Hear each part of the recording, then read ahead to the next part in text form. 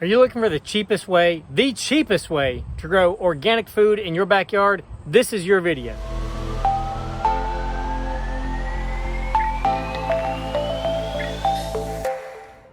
So this is the next video, getting your indoor garden outside. So if you didn't watch the first video on how to do a super cheap indoor garden, sprout everything inside to bring everything outside, watch that. And then this is my continuation. My whole goal with this is really the only thing you're spending money on is soil if you need it. So everything else is pretty much free. You have around the house, or you can get like literally dirt cheap. So I'm going to show you what I've got here. You can see my fancy labeling system here.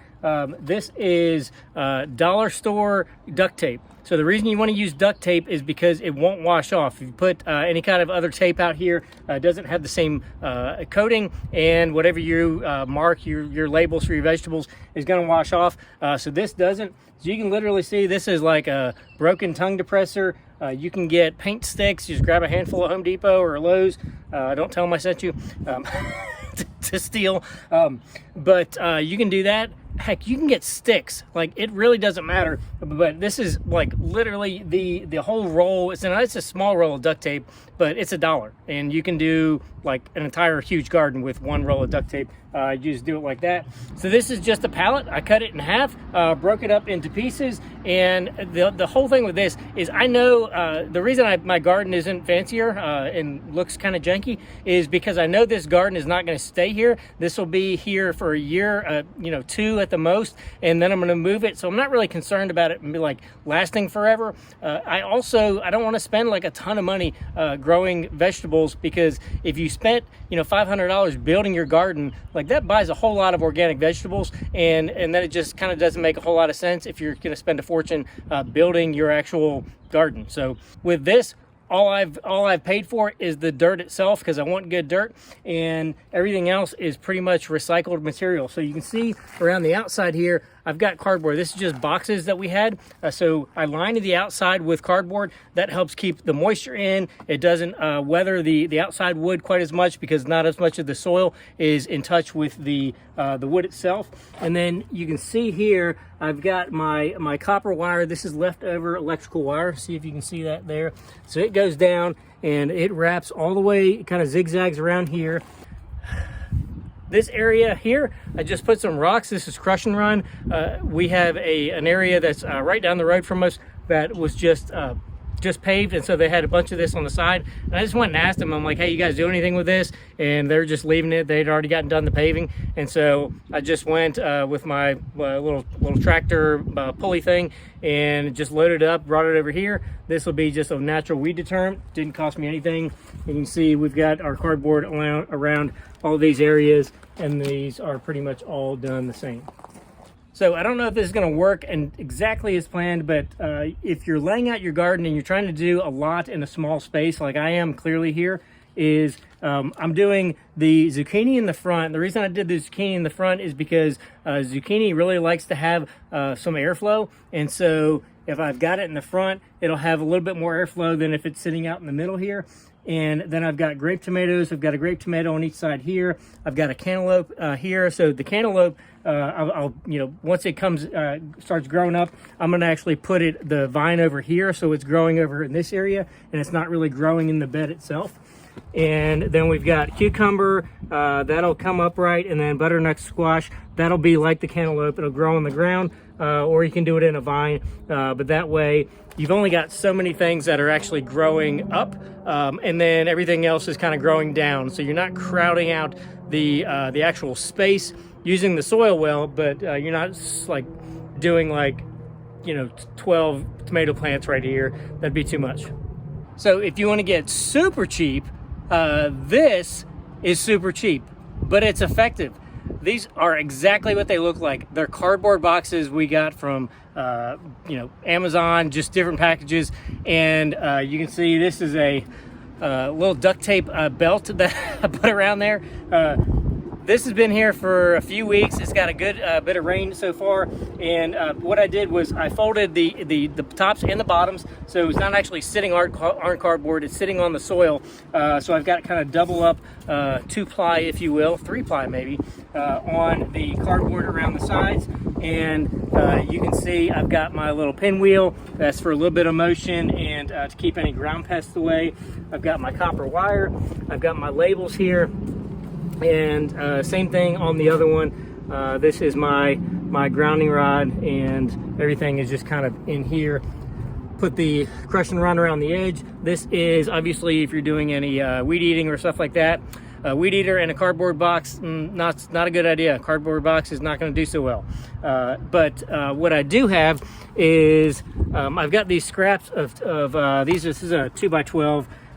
This is just lying around the shed. And so what I'll do is I'll put, you can see I've got several of these scraps. I'm going to put these in front. And the reason I'm going to put it in front is this is the side that gets all the sun. And so what I lack, what I don't have with the cardboard is I don't have a whole lot of insulation on the soil. So when it gets really, really hot, I don't want the soil catching all of that sun. And so these 2x is just scrap. You can use, you could use logs. I mean, you can use anything. The goal of this is simply to keep the brunt of the sun's heat in the summer off of the cardboard box, so that the soil doesn't get any hotter than it absolutely has to get, just kind of being out in the sun, getting sun up on the top. The one thing I haven't done, as you can see, is I haven't mulched the top of these yet, because some of my little seedlings are just barely kind of coming up, and I don't want to smother them just yet. And so I'll wait until they all get probably about this high, and then I'll put some straw or some mulch, or just leaves out in the backyard, whatever. I'll put those over them to keep it insulated, and that'll be our garden. So we've got jalapenos, we've got tomatoes over here, so these will both be upright, and then I've got cantaloupe and butternut squash. Those will be on the ground. And yeah, that's our if you can't grow a garden like this, you got a problem, because this is a little bit of soil and some black cow, some peat moss, and cardboard boxes. Pretty much free.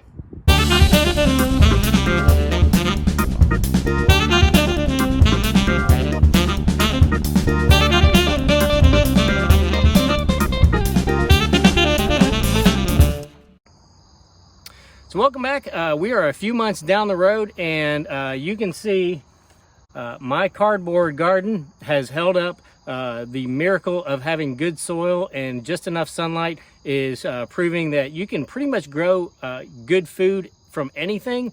This is an old Amazon box that you can see I've kind of duct taped the top of it just for a little bit of support through the growing season. But you can see we've got our first tomatoes coming in.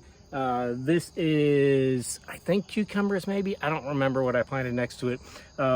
This one I had potatoes in. I've already taken the first crop of potatoes out, and you can see I've got, I think these are cantaloupes and maybe butternut squash that I've got coming up here.